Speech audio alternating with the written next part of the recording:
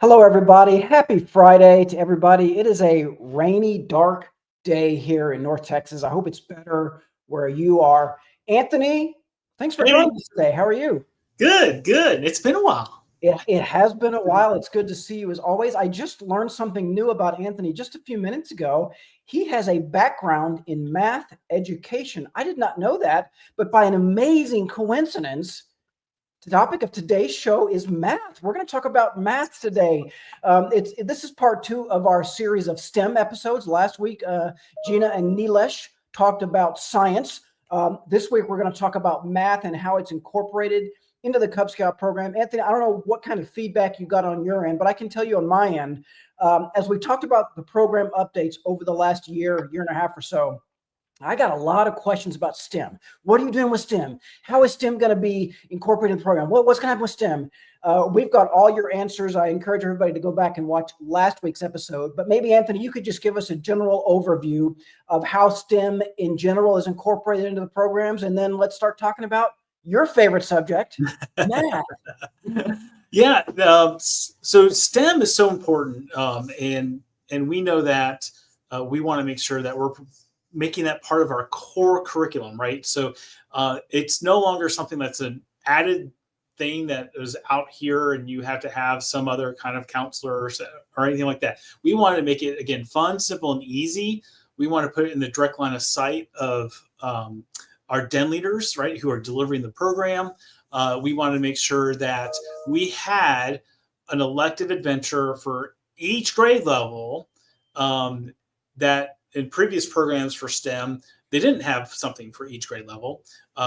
And we wanted to make sure that we had each of the four principles of STEM represented in each grade level. So Neela showed the chart last week, but we'll show it again, right? So here's the list of STEM adventures. And again, these are the science one. He got lucky. We gave him a softball. It was his first show, so we kind of gave him a softball. Aside from the fact that he was very very humble. He is a chemical engineer and a retired chemical engineer. I think he was and he like oversaw like North American facilities, and so he's a really smart guy, really smart. Yeah, for sure. But there's science and a lot more adventures than just the ones that we're listing for each of the badges of rank on this chart, right? So, and what we noticed through the program updates was that, yeah, we really were doing great in science. And in fact, we had a lot of engineering stuff too. But sadly, we really didn't have much based in technology, and we really didn't have much based in math. And so we did turn to some curriculum that we knew that we already had, that was working well, that was good, and we wanted to make sure that we're presenting math in not conceptual, but hands-on, fun learning, right? And so for some, because there's this anti-math establishment, believe it or not, right? People are like, oh, I'm not good at math, or I don't like math. Math is super fun. Math is great, and our mission, we're going to walk through kind of how we're guiding through this, but we definitely did not want it to be like school, right? So we did not want to duplicate anything that they would be learning in school, but we did want to supplement, right, that and complement the type of learning that on grade level math was doing at that level. So, and again, we also want to make it fun, simple, and easy for the den leader, right? So keep in mind when we're doing math adventures, there's no calculus. Mm-hmm. There's no trigonometry. We're dealing with on grade level type of math, which with most adults are very much able to handle. And when we go through each rank, we'll kind of share with you like what's the real mission, what's the kind of ideal takeaway that you want your Cub Scouts to have. But I think we got lots of people logged in, so let's do some shout outs. Yeah, we do have a lot of folks watching. Shout out to Fred from the chilly Three Fires Council. Fred, it is a chilly 63 degrees down here. Let us know what it is where you are. Shout out to John from New Berlin, Illinois. Douglas from Akron, Ohio. What's up, Rusty? Good to see you again from New Philadelphia, Ohio. Yeah, Douglas says rainy and dark in Akron too. Yeah, I think these storms are like stretching all the way across the country. Rob says he's really good at math. 2 + 2 = Rob, you're a genius. Excellent. Brilliant. Hi, Adiko. Nice to see you. Jessica from Greenville, Tennessee. Rob says, usually we engineers need a calculator for that. Yes. There you Thank you all for joining us. Susan from Pack 23 in Connecticut. Very, very cool. Yeah, Anthony, I remember even way, way back in my days when I was a Cub Scout leader, we emphasized don't make it like school, right? And that's certainly still true today. So let's talk about that a little bit.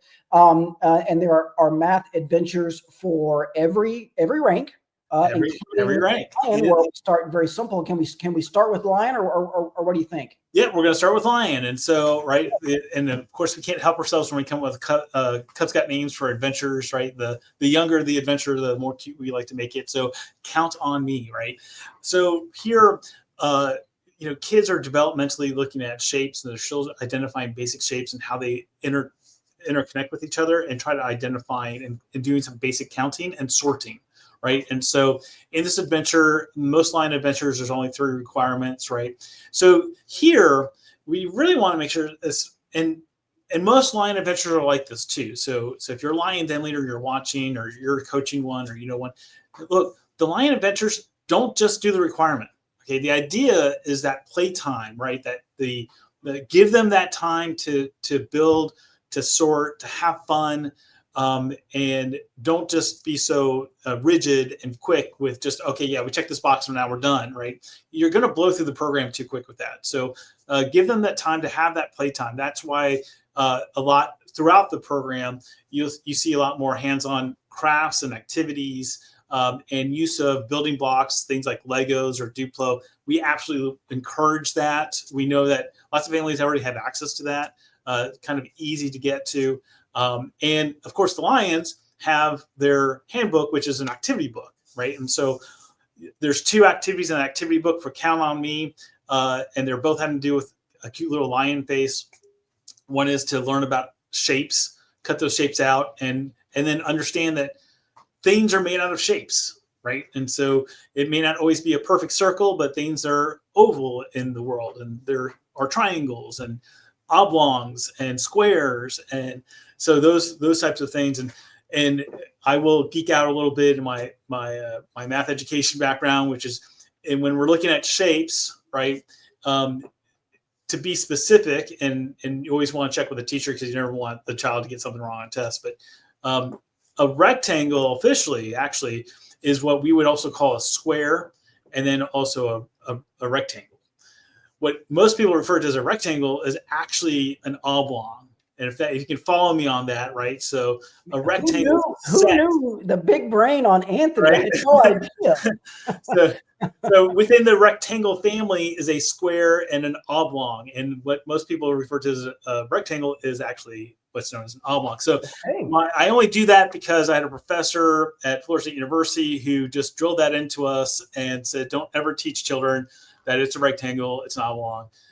Although I also do understand that when society, everyone else is calling it a rectangle, it's kind of important to follow along with that too. Right. So super fun. Again, focus on the activity, sorting and counting. These are still good games for kindergarten age children to do. And then being able to identify shapes, again, counting and sorting. So very much on level with kindergarten at this level. So count on me, super fun. Again, have fun with it. Allow that that a little bit of unstructured playtime with those building blocks or whatever it is that you decide to sort. That's a great reminder. If I could just say real quick, Anthony, to take your time with that. Again, that's a mistake. The good thing about you and me is that we've both been volunteer leaders before. We've made mistakes, and a lot of new leaders, you just want to get everything done. And so reassure everybody, the program is structured and built in a way that gives you time. You've got plenty of time to get it done. Take your time. Let them do those play games, activities. Very, very fun. Sherry says it's a beautiful day in Boise, Idaho, almost 80 degrees up there. Oh, 59 degrees where Fred is. Rusty says 67 degrees and dark and just started. Yeah, that sounds about right, Rusty. So, all right, so we've gone over the Lion math themed activities and adventure. I think it may be time for Tigers. Yep, Tigers is next. And again, staying with the cognitive development of where they're at, what they're learning in school is stories and shapes.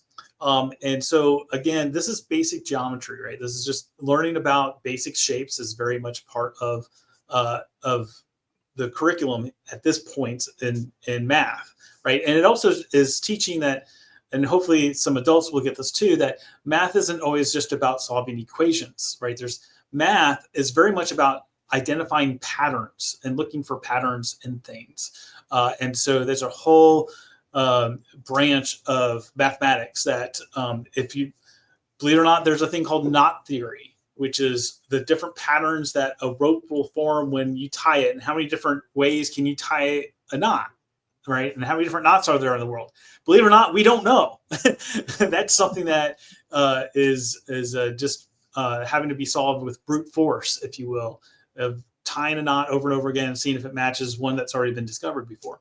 So here is stories and shapes, where we're teaching about basic shapes, and then being able to take a picture, and that picture in the middle, that painting there, it tells a story, right? And it's telling a story with just shapes, right? And so one of those requirements about looking at a piece of art or trying to find shapes within an object, have some fun with that, right? Have them tell a story about, who do you think lives here? What kind of house do you think this is? What do you think the weather's like? Those types of things, because then you bring it back and say, you learn, you're coming out with all these ideas about this place that is just made of shapes, right? Just some very basic shapes. And so that's how powerful shapes can be in our lives. And then, the most, incredible way to be able to take a shape and tell a story is using sign language. And we've talked to a lot of folks in this area, in this field, and it's sign language is actually kind of having a downtrend because of technology has been able to really help those who have a hearing impairment, and so that skill or that art is kind of on a decline. But it is still an important part of being able to understand that, hey, you can tell a story using shapes, and your hand can make different shapes. So that's the idea. Again, math can be fun, right? And the connection here is that these are basic concepts of being able to find patterns. And when you start routing your brain at an early age to look for patterns, that's going to help you on further down in some more advanced mathematics. Yeah, that's really interesting. I remember sign language being fun when I was a kid, when I was Cub Scout age. We had fun learning it, different activities. I never thought of it though as shapes, but that's exactly what it is, right? You're making shapes with your hands.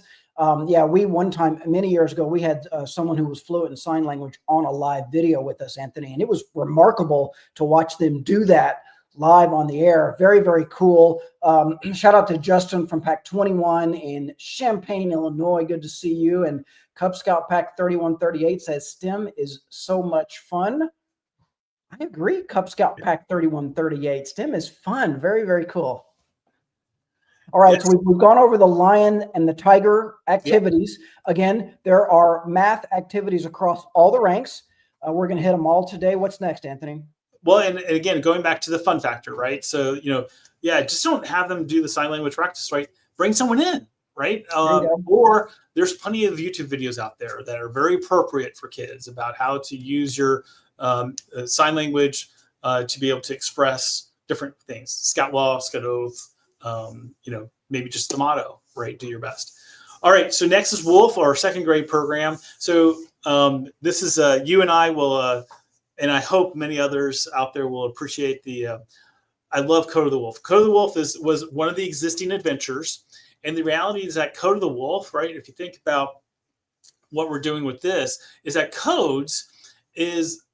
learning about codes is a very important math skill. As we talked about earlier about identifying patterns is a great way to develop your mathematical skill, especially in higher math levels. You're taking all the information that you've had, and then now you're applying all that information into identifying patterns. And one way to do that is by developing different codes. And to put this into a real practicum, right?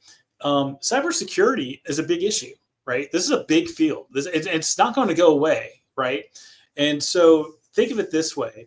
When we're transferring information over the internet, right? And if it's open sourced, right, anyone can kind of find that information.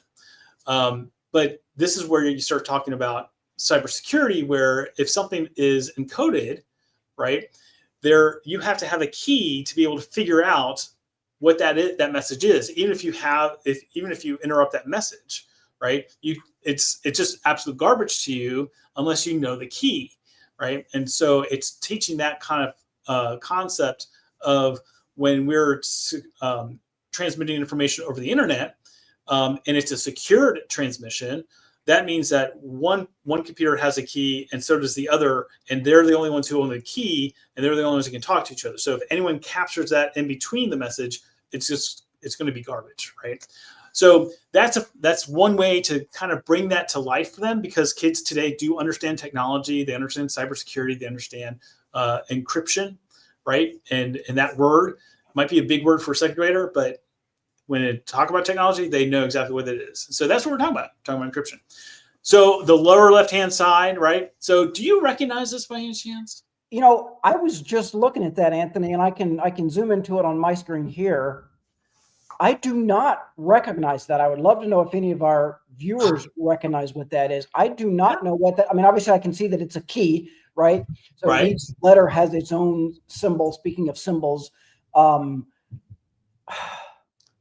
I don't know what Let's that see is. if anyone in the audience, let's see if you Yes. think you know what it is. Yeah, I would love if anybody watching from home. We'll move on to a couple of other things Yep. that are on this screen that the Code of the Wolf does, right? The others, we're continuing with shapes and identifying shapes within common things. And it's not Klingon. That's a great guess, though. It's a good guess. It's a good guess. You're close. You're close. Wrong universe. And so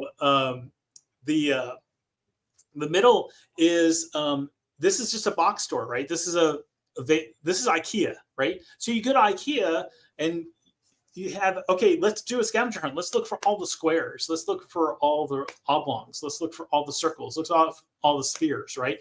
And you can make a fun game out of this at any kind of box store, right? Of identifying shapes. So again, if you just took a picture and said, hey, pick out the shapes, right? Yeah, okay, yeah, you're meeting the requirement, but we built the requirements and wrote the requirements in a very basic way so that you have a lot of autonomy to be able to make that fun in your own way, as well as the recommended activities that we have online through scouting.org. So I'm trying to see.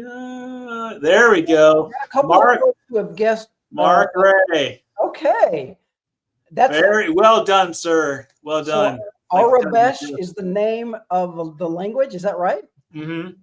I didn't know that, man. No, very impressive, guys. Bruce got it as well. Star Wars alphabet. I like what's right. now. Very impressive. Yeah. Didn't have any idea that's what that was. I've learned two things about Anthony today. He's a math geek and he's a Star Wars geek. So what I liked, the reason why we picked this one to put in the book, one is that, it's we're appealing to parents as well, right? And some folks will know what this is, right, when they see it.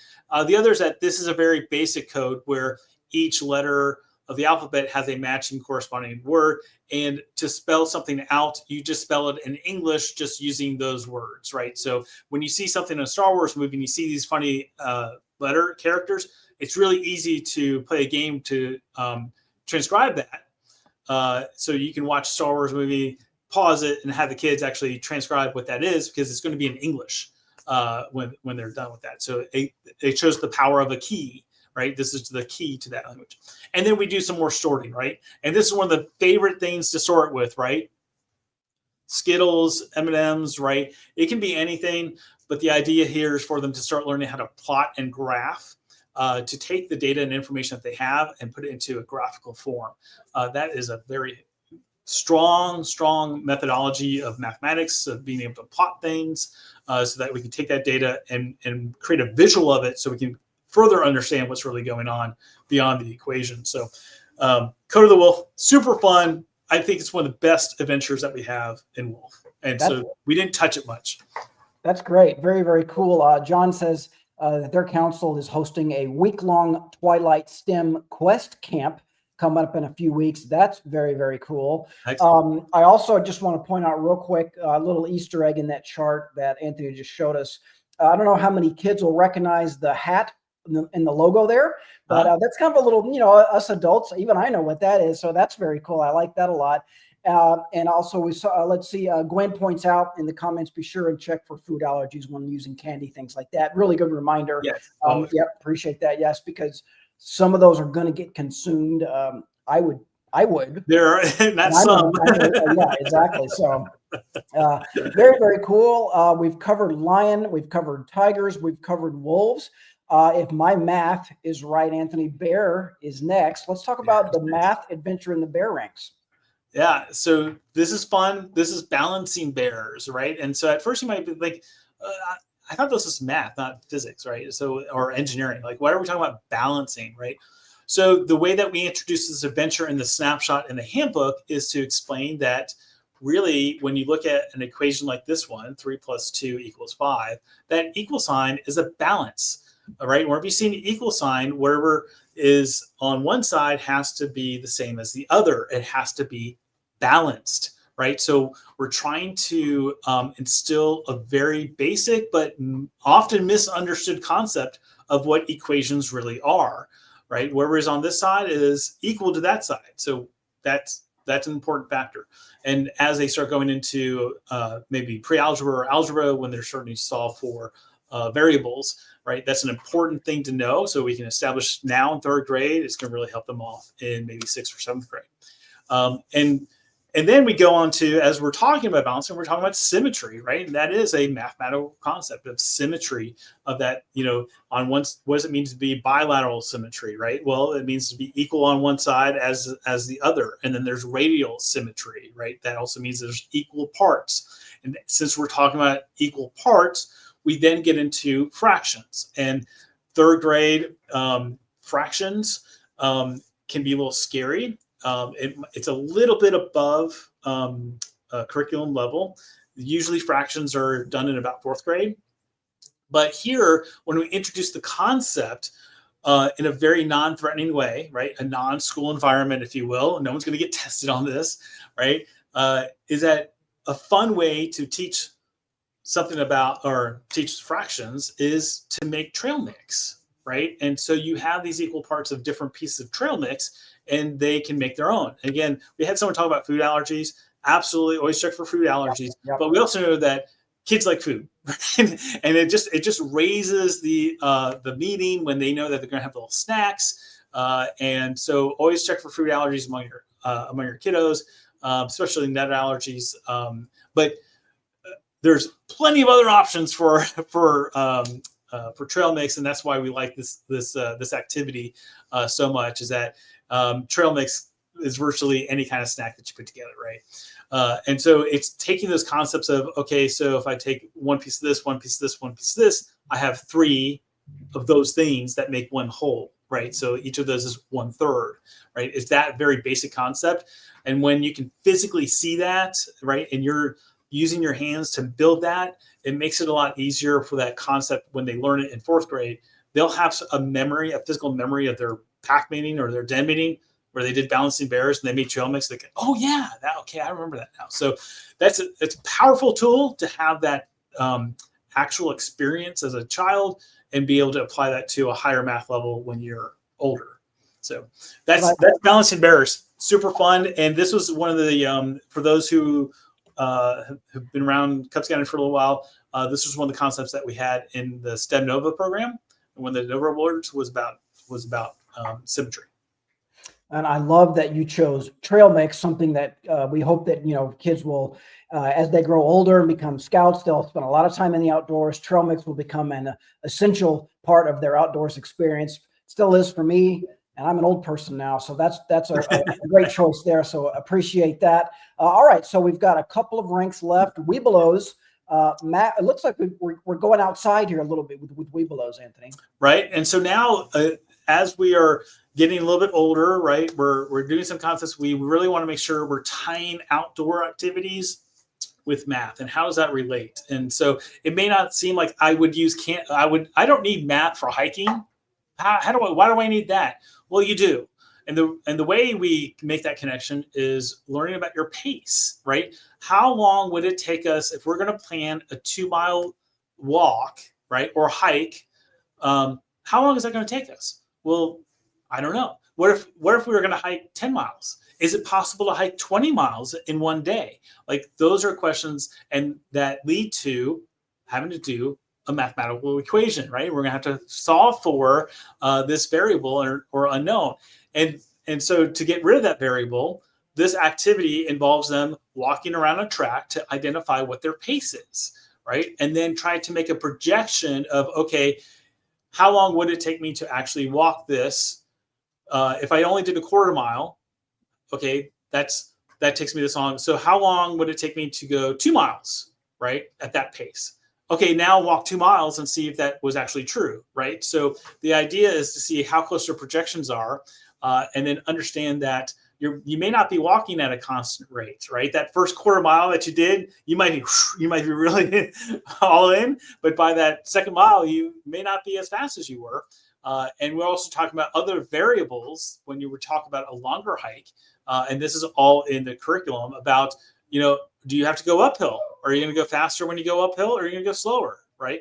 And so these are all types of variables, and we're putting it into a real life situation, right? That is, again, tangible. So when they have these higher concepts in high school or middle school, they'll have something to draw from, that experience to draw from. They'll understand the concept better because they experienced it. They actually went through it. So we're dealing with fractions, and we're dealing with estimations, and we're dealing with variables, right? These are all very core, fundamental mathematical principles that if they can get a good grasp on that, they're going to feel successful in math.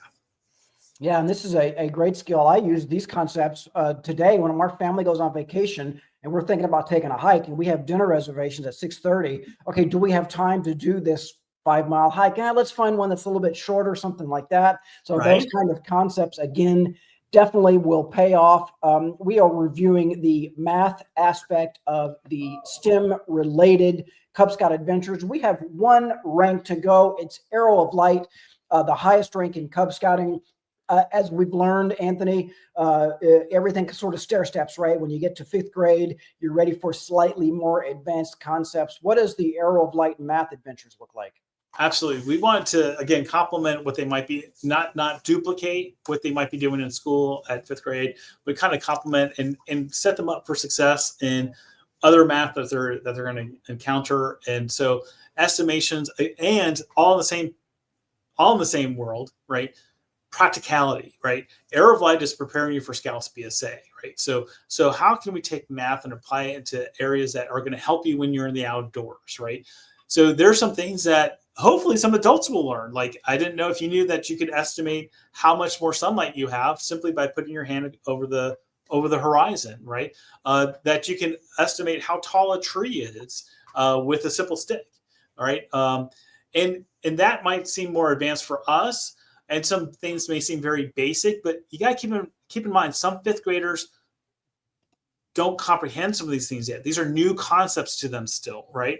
And so treat them as such. So when you look at it, you may go, everyone knows that. No, they don't. They're 5th graders. They may not know that, because these are subjects, these items are not being taught in school. So, like, where are they learning these things? And these are important concepts that help them with some ideas of not only physics, but also estimations, algebra, and geometry. And so estimating the time of day. To you and I, that might seem simple, like it's a very simple concept. When the sun is straight above us, that's noon. But, if they haven't been taught that in school, where are they going to learn it, right? And here's an opportunity for them to learn that and understand the casting of shadows and how often that happens. So then you can tie that into figuring out how much more sunlight we have and why is that important? Well, if we're out on a hike, we want to get back to camp before sundown. Kind of right? important. How much more time do we have before we need to start heading back? These are good concepts. And again, don't just do the requirement and mark it off the book and go away. Tie it into the practical reason of why you would need to learn this, why this is important. And yes, you can say we have technology to answer all these questions, right? But understanding how the technology gets there, right? It's learning how to be that computer programmer, not just a computer user, right? That's the difference. And then the estimations, someone was talking about budgeting and so forth. Well, here's a good one. Some people may or may not know this, when we're figuring out food and we're figuring, well, how much, is, if we don't have measuring cups, how much is a cup? How much is half a cup? When we say a portion of meat is 3 ounces, right? Well, what is that, right? So you have these experiences of, oh, well, I've held a deck of cards before. I know what a deck of cards is, and I know how big it feels in my hand. Now, when I'm looking at food, I can do a basic estimation of a portion size when we're doing meal plans and cooking. So that's why we threw that in there. All these things are very helpful and useful when you get into Scouts BSA to understand time of day, measurements, whether it be distances or, in this case, food measurements. Awesome. Very, very cool. John says that his Webelos Den completed their math requirements just last night, and those skills will come in handy when they're older and they participate in, I think he's talking about the Lincoln Pilgrimage, I think, right, John? Let me know if I'm saying that right or not. They'll have that skill. It's a 20-mile hike, and they'll be able to figure out how much time that should take. Very, very cool. Anthony, this has been great as usual. It's fun, simple, and easy. I am not a math person. Like math, I'm allergic to. Speaking of allergies, no, you're not. You math. just think you are. You just think. But yeah, I think I could do this, right? I mean, I think in summation, you don't have to be a math expert to be a leader for these adventures. Do you agree? Yeah, and we hope that some of these will spark and inspire kids to learn a little bit more about, okay, well, why is it this way? Like, why does that always work? There's lots of other fields that you can do that with as well. Magic's one of them as well. There's some great card tricks that they're all very just math based, right? They're just math in action. And once you understand those principles, it may encourage you to go, oh, okay. So now we're talking about algebra. Now we're talking to, concepts that really will help them later on. Whether it be 2 years from now, 3 years from now, or much further down the road. It's not math, but I'd like to talk about, in Cub Scouting, we teach physics to kindergartners, right? Think of it that way. And when I say it that way, we don't call it physics. What do we call it? We call it Pinewood Derby. The Pinewood Derby race is just like your most elementary lesson in physics, right? And so you understand about friction, you understand about the slope, force, energy, all that stuff is right there, and it's practical, right? And if they have that connection as a child, when they're exposed to physics down the road, they're going to have this like instant knowledge and understanding of these principles, where other kids who haven't done those activities won't, and it'll be a little bit harder for them to make those connections and understand how this applies to the real world. So that's what we're trying to do with our math adventures, and in fact, that's what we're trying to do with all of our STEM adventures. I was going to say that almost applies to all of them, right? It's not school, but we're teaching them things they need to know, right? Things they probably aren't gonna learn in school. And it's not a direct line. It's not always a direct line. We're trying to imprint on them some of these concepts, and if they grasp these concepts, it will help them later down. Yep, for sure. Awesome. Thanks to all of you who commented in the comments with your opinions. This is episode 2 of our STEM series. Next week, we're going to talk about engineering. I think Nilesh is going to be back next week to talk about it. Tune in for that discussion. As always, you can go back and watch these again in our archives as linked below. Great job as usual, Anthony. And I want to acknowledge, okay, that it was the bunch of science people that we didn't do science, technology, engineering, then math. We did science and math, and then we're going to do engineering, and then we're going to do technology. So we understand that, right? So, but I also do want to do a plug for not only next week, which we will be doing engineering. The week after that is a show you do not want to miss. We will be at the National Annual Meeting of Scouting America. And as we usually do at those meetings, we have some new products and new things that we're going to be launching for Cub Scouts. Again, going on that path of fun, simple, and easy. So make sure you mark your calendars, right, for Cub Chat Live. Tag friends. You're not going to want to miss the episode, not only just next week, but also the week after that. Yeah, that's 2 weeks from today. We'll be coming to you from the National Annual Meeting. Join us to that for sure. John says, thank you, Aaron and Anthony. STEM is a great program that more units should be involved in. I agree, John, and you're welcome, man. I don't know about me, but Anthony did great. Thank you for watching. We appreciate that. Good job, Anthony. We will see everybody next week on Cub Chat Live. Thanks for watching. So long, everybody. Have a great weekend. Thanks for tuning in today. Be sure to catch next week's episode. Same time, same place. And let us know how we're doing at go.scoutingmagazine.org/ratecubchat. We love feedback and ideas for new episodes. And you can visit blog.scoutingmagazine.org/cubchatlive for all our past video episodes. You can see us live. Except it's recorded, but it was live. Okay, see you next week.